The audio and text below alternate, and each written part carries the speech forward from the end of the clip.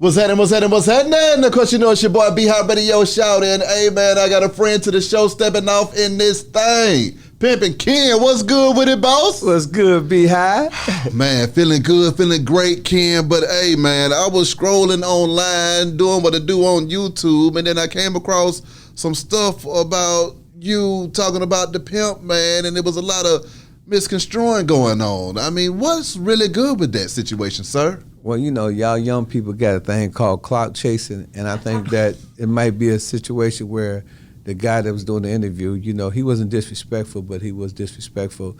He was disrespectful in the regards that, you know, he misinterpreted what I said. I was doing another podcast in Texas, and in that podcast, I said that, you know, Pimp C and I, you know, had a sit down one day. I was showing him some of my footage of some of my movie Pimpology. He showed me some stuff, and there was a sex tape of an R&B chick. Yeah. And I never said who the R&B chick was. It could have been Mary J. Blige. It could have been Beyonce. It could have been Jennifer Lopez. It could have been Mariah Carey. You know, it could have even been Whitney Houston, as one person suggested. You know what I'm saying? My God. But, you know, it just so happened that, you know, the way the tape was shot, somebody was having sex and somebody was in the booth, and I guess they didn't know they was in the booth, and they was filming. So the tape wasn't all that clear, but you could clearly see who was in the tape.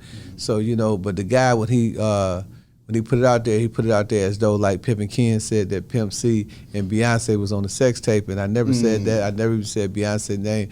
And as a matter of fact, you know, I'm not even gonna tell nobody what it is. I might tell you offline, but Yeah. you know. My God. I mean, talk to me though, Ken. I mean, when stuff like that happens and starts to go viral on you, what was going through your mind when you realized that your words had took a turn for the worse? Well, you know, good thing, man. You know, it's like being in the Army, man. You know, I'm prepared for that. I'm built for controversy. You know, I mean, I had a little controversy on the internet before. People had said things about me previously, you know, that wasn't true, you know. So I learned how to deal with that. My first reaction was, God, why me? Yeah. And then God said, why not you? We know that what you go through, you grow through. You That's know, right. I don't look like what I've been through. I've been through a lot, you know, so I've seen a lot. I've been around the block. This ain't my first rodeo. So when, you know, a lot of times, you know, stuff happened to me, I see it as, you know, an opportunity. You know, it's an opportunity for me to be on the B-High show, to sit down with a friend of mine, you know, who support me, who came to my award show, who allowed me to, you know, even put my audio files on my radio, you know, just some real love. So, you know, it brought us together. You know, sometimes somebody get killed, we like, oh man, that person just died, you know, so-and-so, but it bring the family back together. You know, you see everybody at the funeral, you see all your old friends, you know, so sometimes I look at tragedy as an opportunity, man, you know, for triumph. So that's all it is. Just give me an opportunity to do some of the things and say some of the things that God want me to say anyway. That's right. When you think about your relationship with the pimp, man, I mean, can you talk about some of that stuff right there? Because obviously y'all had to have a close, you know, relationship. Y'all sharing everything, doing movies together and everything else. Well, you know, like I told you last time I was on your show, you know, Pimp and I, you know, was going to do 5 movies. Pimp was going to play me in a movie. You know, he was studying my mannerisms, you know what I'm saying? He was like, you know, really getting into character. You know, I was breaking down a lot of my lyrics. You know, as a matter of fact, and Mac 10 will verify this, if you look at the movie It Ain't Easy, Mac 10 actually called me as an actor, and I prepped him for that movie, you know, and I got him in pimp mode, you know what I'm saying? He just kept telling me, we would talk for hours and hours and hours because he wanted to pretty much extrapolate that pimp flavor into his character. So me and Pimp was doing the same thing. We would talk for hours, you know, because he was going to actually play me in the movie. We actually had a deal with Universal for $3 million. So, you know, that was one of the first projects that we was going to do because, you know, Pimp was, you know, he admired me, you know, he admired my lifestyle, he admired what I went through. He based his whole career on my lifestyle, you know, he called himself the Pimp, you know, so he naturally gravitated to his Pimp Ken. So, you know, you know, it kind of like, you know, when I hear, you know, certain things about Pimp or stuff like that, and I think about our close proximities as brothers, you know what I'm saying? You know, some of them things do kind of like, you know, be weird to me, but, you know, me and Pimp, you know what I'm saying, we had a lot of things going on, you know what I'm saying? You know, I'm the first dude that told Pimp to sell DVDs out of the trunk. Pimp was selling DVDs out the trunk in Port Arthur. I sent him 2,000 DVDs. My God. People don't believe that. He eventually had his crew to do it. You know, he couldn't do it for long. We used to be at, I forgot the name of the club in Houston, but it was a popular club. But we used to be there. Jay Prince, all of us used to be there. Lil J, my man, Avi, all of us, P, all us to be at this club, and Pimp be, out there, selling tapes, So, we had a lot of things that we, that we did. But, yeah, man, me and Pimp was real close, you know what I'm saying? A lot of these stories that I hear people talk about on the internet, I know, most of them are true. I know when somebody truly been around Pimp, and like I said, man, I was there when he was in the prison, I did the bit with him, when he first came down, I was at the county jail, like Pimp said, Ken subjected himself to searches and everything else, and at this time, I was doing all right for myself, I was at Sharptown Mall when he went to jail. I was there, he had a bag or something on him, and he said, Ken, man, they might grab me, So I went one way, he went the other way, they snatched him up.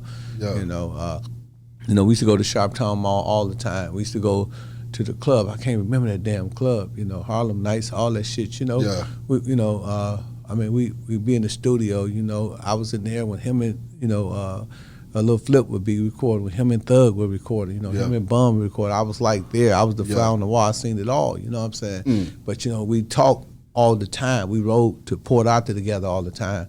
So, yeah, Pimp and I had a real serious relationship. What do you think it was about the Pimp that caused him to go out as a legend like Tupac or Biggie for the South? What was it that made him stand out from the rest? Well, Pimp, anybody that really know him, he's a very opinionated individual.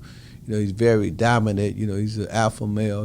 He's very strong. He don't care about nobody. He don't care about how big you is. If he don't like you, he gonna enunciate that. He gonna be clear. He gonna be like, man, I don't F with this nigga. I don't fuck with that nigga. Ken, fuck him. Keep that bitch ass nigga around me, Ken. Like I told you, when me and Slick Puller was talking about the Jeezy beef, and I was trying to tell Slick Puller, I called him on the phone. Pimp C was listening at the door, like nigga, Ken, you better not say no out of pocket shit, man. And then so after the conversation, Pimp was like, yeah, man, tell him, man, I'm with that, I'm with the peace shit, I don't want no plaques, you know what I'm saying? So, those was the things, that I noticed about Pimp. And then, like the Tupac thing was, I don't think he wanted to go out like Tupac. I think that when he came home, the Bun B and Jay Prince movement, Free the Pimp, what I'm saying, was so big that, he came out to a Tupac-like, or, you know what I'm saying? Because before he went in there, I was with him. When nobody fucking with me, they was fucking with me, but they wouldn't fuck with the Pimp like that. You know what I'm saying? Niggas wasn't, reaching for him. Niggas wasn't trying to do features, None of that shit happened during the Free Pimp C movement that Bun B and Rap-A-Lot spearheaded. Jay Prince now, when Pimp came out, they had Bentleys for him, jewelry. They had the man set up. The man had features, you know what I'm saying? He had a whole bunch of features. Hundreds of $1,000s of features, and like I said, he immediately came, picked me up in the Bentley. You can see it, if y'all see that one, it's about a million and some change about Pimp C when he first came home in the great Bentley. I'm right there. You know what I'm saying? I was there until it was over with. So yeah, man. The Tupac thing, like I said, kind of came from more so, everybody just. Free Pimp C, Free Pimp C. All the rappers, Power Wall was on it, Slim Thug was on it, Mike Jones was on it, Lil Flip, we all was on it. We was all Free Pimp C, because we felt, that the system had did him unjustly, you know what I'm saying? Because, here it is, a guy, that has sold millions of records, was a great figure for the community, was out there in the community doing positive things, and they just gave him some time like he was a career criminal. They treated him like a career criminal. And so everybody felt that, that should be eradicated. So we all got into motion to try to alleviate that sentence. Unfortunately, he ended up doing 4 years, which is probably what he would have do in TDC. So, when he came home, it's like Jay-Z, everybody was calling, you know what I'm saying? Everybody wanted some action to Pimp. And, so Pimp, you know what I'm saying?